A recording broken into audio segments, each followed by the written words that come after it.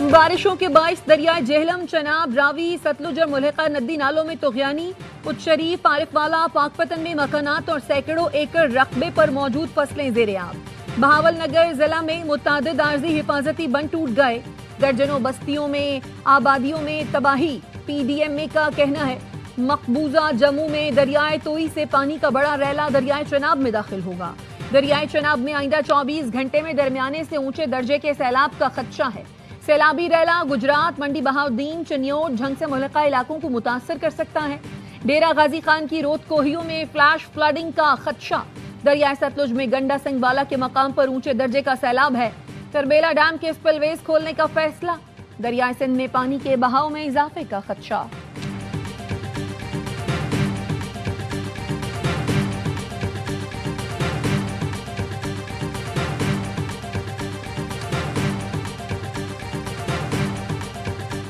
بھارت کا سنتاس معاہدے کے تحت سیلاب کے معاملے پر پاکستان سے رابطہ۔ سرکاری ذرائع کے مطابق بھارت نے دریائے توئی میں جموں کے مقام پر ممکنہ بڑے سیلاب سے پاکستان کو آگاہ کیا۔ بھارت نے سنتاس معاہدہ معطل کرنے کا اعلان کر رکھا ہے۔ بھارت کی جانب سے رابطہ 24 اگست کی صبح 10 بجے کیا گیا۔ مئی میں پاک بھارت جنگ کے بعد یہ پہلا بڑا رابطہ ہے۔ بھارتی رابطے کے معاملے پر ترجمان دفتر خارجہ سے رابطہ نہ ہو سکا۔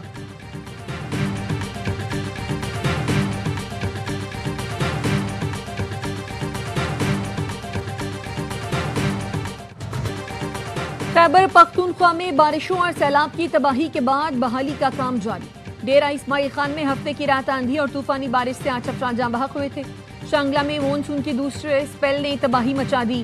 بجلی کا نظام درہم برہم، سڑکیں دریا برد ہونے سے متاثرہ علاقوں میں امدادی اشیاء پہنچانے والے ٹرک پھنس گئے۔ سوات، سوابی، بنیر میں امدادی کارروائیوں میں مشکلات۔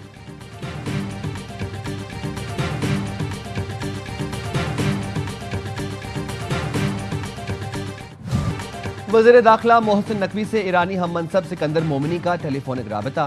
طوفانی بارشوں اور سیلاب سے قیمتی انسانی جانوں کے ضیاع پر تعزیت کا اظہار۔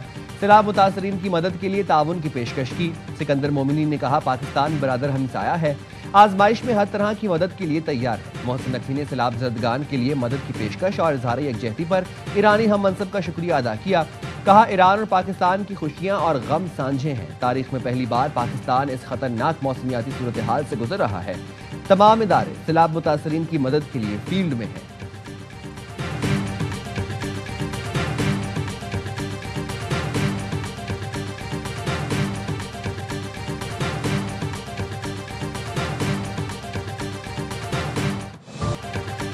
سیلاب زدہ علاقوں میں پاک فوج کی امدادی کارروائیاں۔ بنیر اور شانگلہ میں سیلاب متاثرین میں اشیاء خورونوش سمیت دیگر سامان کی تقسیم۔ پاک فوج کی میڈیکل ٹیموں نے متاثرین کا طبی معائنہ بھی کیا۔ اہل علاقہ نے پاک فوج کی کاوشوں کو سراہتے ہوئے شکریہ ادا کیا۔ متاثرین کی بحالی تک پاک فوج کی امدادی کارروائیاں جاری رہیں گی۔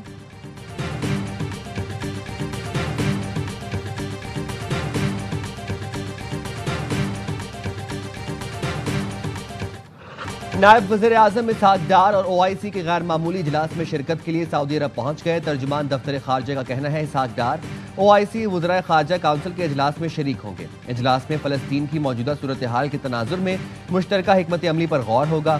اسرائیلی جارحیت اور غزہ پر فوجی کنٹرول کے منصوبے کے خلاف بات ہوگی۔ وزیر خارجہ اسحاق ڈار اجلاس میں فلسطین کی غیر متزلزل حمایت کا اعادہ اور اسرائیل کے تمام مقبوضہ علاقوں بشمول بیت المقدس سے انخلاء کا مطالبہ کریں گے۔ پاکستان کی جانب سے غزہ پر اسرائیلی فوجی کنٹرول کے منصوبے کو مسترد کیا جائے گا۔ پاکستان فلسطینی عوام کے لیے فوری انسانی امداد کی ضرورت پر زور دے گا۔ اسحاق ڈار اجلاس میں فلسطینی ریاست کے قیام کے مطالبے کو دہرائیں گے۔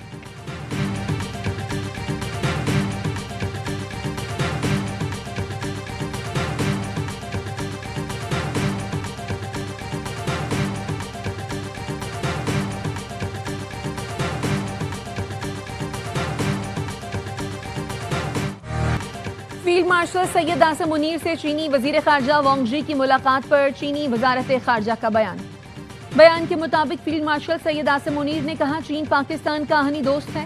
پاک چین اسٹریٹجک شراکت داری چٹان کی طرح مضبوط ہے۔ چین کے ساتھ دوستانہ تعلقات قائم رکھنا پاکستانی قوم کا متفقہ موقف ہے۔ چینی اہلکاروں، منصوبوں، اداروں کی حفاظت یقینی بنانے کی کوشش جاری رہے گی۔ پاک چین دوستی مزید مستحکم بنانے کے لیے اقدامات اور ترقی کا سفر جاری رکھا جائے گا۔ وانگ جی کا کہنا تھا پاکستانی فوج پاک چین دوستی اور تعاون کی مضبوط محافظ ہے۔ دنیا میں غیر یقینی حالات میں مضبوط پاک چین تعلقات کو فروغ دینا امن و استحکام کے لیے سود مند ہے۔ وقت کے کڑے امتحانات کے باوجود پاک چین تعلقات مزید مضبوط ہوئے۔ چین پاکستان کی علاقائی سالمیت، قومی سلامتی کے تحفظ میں بھرپور تعاون جاری رکھے گا۔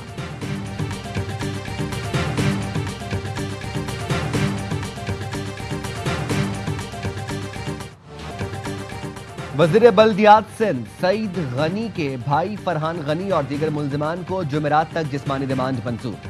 ہنگامہ آرائی، بلوا، جلاؤ گھراؤ اور جان سے مارنے کی دھمکیاں دینے کے کیس میں ملزمان کو ATC میں پیش کیا گیا۔ عدالت کا آئندہ سماعت پر ملزمان کو پیش رفت رپورٹ کے ساتھ پیش کرنے کا حکم۔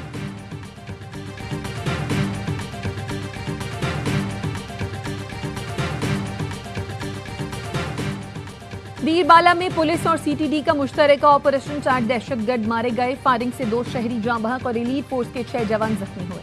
پولیس کا کہنا ہے مارے گئے دہشت گرد 14 اگست کو پولیس وین پر حملے میں ملوث تھے، جس میں 3 پولیس اہلکار شہید ہوئے تھے۔ وفاقی وزیر داخلہ محسن نقوی نے فتنۃ الہندوستان کے دہشت گردوں کو جہنم واصل کرنے پر پولیس اور CTD کو سراہا۔ زخمی پولیس اہلکاروں کی جلد صحت یابی کے لیے دعا کی۔ کہا KP پولیس نے دہشت گردوں کے مذموم عزائم خاک میں ملا دیے۔ فتنۃ الہندوستان کے مکمل خاتمے کے لیے ہماری بہادر فورسز پرعزم ہیں۔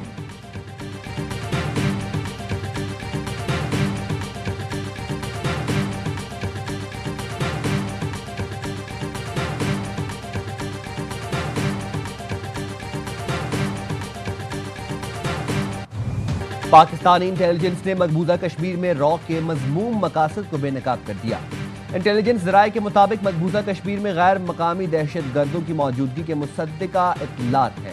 دہشت گردوں کو LOC سے متصل جنگلات میں بھارتی فوجی اڈوں، ٹریننگ ایریاز کے قریب دیکھا گیا۔ دہشت گرد آپس میں پشتو اور دری زبانوں میں بات کرتے ہیں۔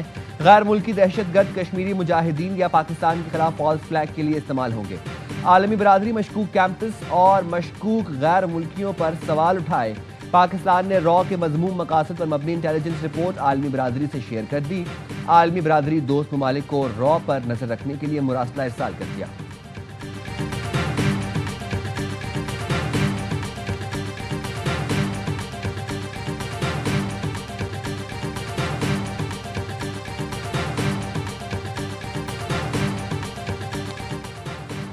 عالمی بینک پاکستان کو 4 کروڑ 79 لاکھ ڈالر کی گرانٹ دے گا۔ اعلامیے کے مطابق عالمی بینک کی گرانٹ پاکستان میں تعلیمی شعبے کے لیے استعمال ہوگی۔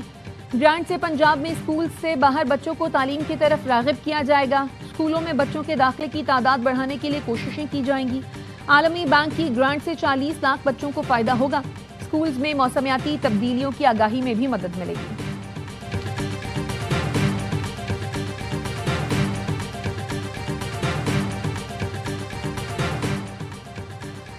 کراچی کے علاقے شاہ فیصل کالونی میں کرنٹ لگنے سے 2 بھائیوں کی موت کا مقدمہ۔ پولیس نے CEO کے الیکٹرک مونس الوی اور دیگر افسران کو ذمہ دار قرار دے دیا۔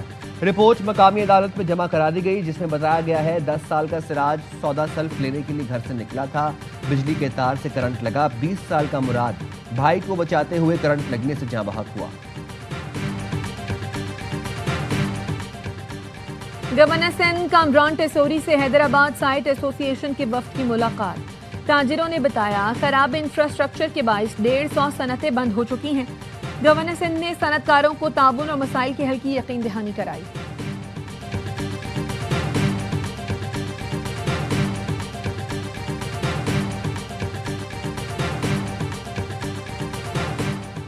مظفر گڑھ میں بہن کو تنگ کرنے سے منع کرنے پر غنڈہ گردی۔ نوابشوں کا نوجوانوں پر بہیمانہ تشدد۔ نوجوان کی ایک ٹانگ کاٹنا پڑی۔ لڑکی کی ماں کا کہنا ہے پولیس بااثر ملزمان کو گرفتار نہیں کر رہی۔ پولیس نے تھانہ قریشی میں مقدمہ درج کر کے ایک ملزم کو گرفتار کر لیا۔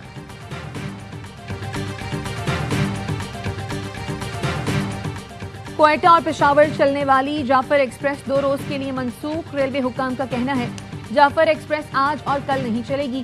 سیلابی صورتحال کے پیش نظر ٹرین سروس کو معطل کیا گیا ہے۔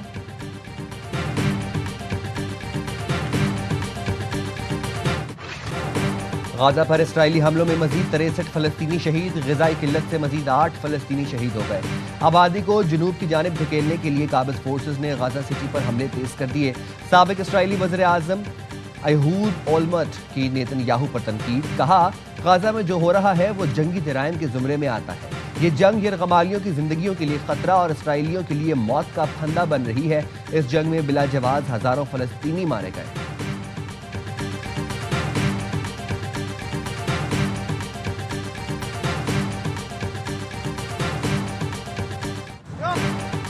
اسرائیل کا یمن میں صدارتی محل پر حملہ، 14 جنگی طیاروں نے صنعا پر میزائل برسائے، 6 شہری شہید، سینکڑوں زخمی۔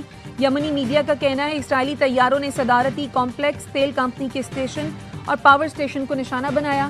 اسرائیل کا فوجی تنصیبات اور میزائل گوداموں کو نشانہ بنانے کا دعویٰ۔ ایران اور حماس نے یمن پر اسرائیلی حملوں کی شدید مذمت کی ہے۔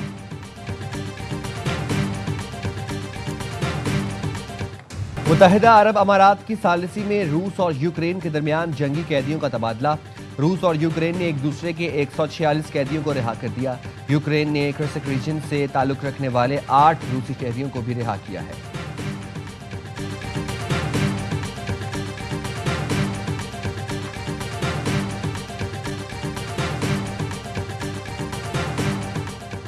پاکستان کرکٹ بورڈ نے کپتانوں کی تبدیلی کی خبروں کی تردید کر دی۔ پی سی بی ترجمان کا کہنا ہے کپتانوں کی تبدیلی سے متعلق اب تک کوئی فیصلہ نہیں ہوا، نہ ہی سلیکشن کمیٹی میں اس حوالے سے کوئی معاملہ زیر غور آیا۔ رضوان کی جگہ سلمان آغا کو کپتان بنانے کی خبریں غلط ہیں۔ شان مسعود کی جگہ سعود شکیل کو کپتان نہیں بنایا جا رہا۔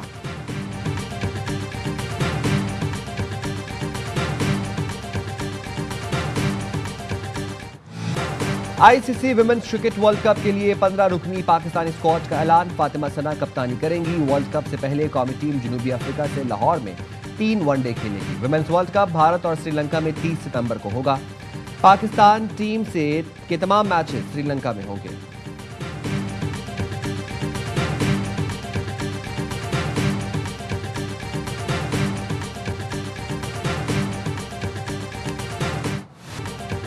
وقت کم، مقابلہ سخت اور تیاریاں تیز۔ یو اے کی کنڈیشنز میں شاہینوں کی خوب training.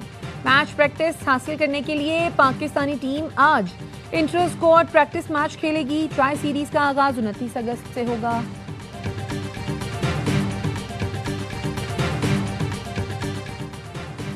You S open tennis tournament میں نوواک جوکووچ نے اپنے پہلے راؤنڈ میچ میں امریکی پلیئر کو شکست دے دی۔ ویمن سنگل میں دفاعی چیمپئن اریانا سبلینکا بھی پہلے راؤنڈ میں کامیاب۔ سبالینکا نے سوئس حریف کو بآسانی 2-0 سے ہرا دیا۔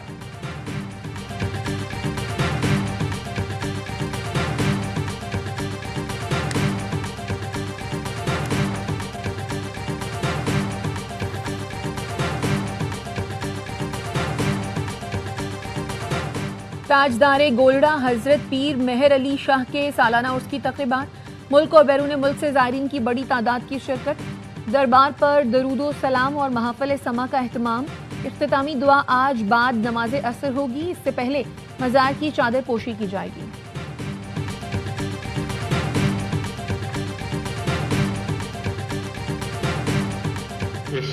اور رومان اور مزاحمت کے شاعر احمد فراز کے مداح آج ان کی 70ویں برسی منا رہے ہیں۔ حق گوئی اور بے باکی احمد فراز کی تخلیقی فطرت کا بنیادی عنصر تھی۔ تنہا تنہا، جانا جانا، درد آشوب، نایاف، خواب گل پریشاں ہے، شب خون اور پس انداز موسم احمد فراز کی مشہور شعری مجموعے ہیں۔ شاندار ادبی خدمات پر احمد فراز کو ستارہ امتیاز، آدم جی ایوارڈ، اباسین ایوارڈ، نقش ادب ایوارڈ سمیت لا تعداد ایوارڈ سے نوازا گیا۔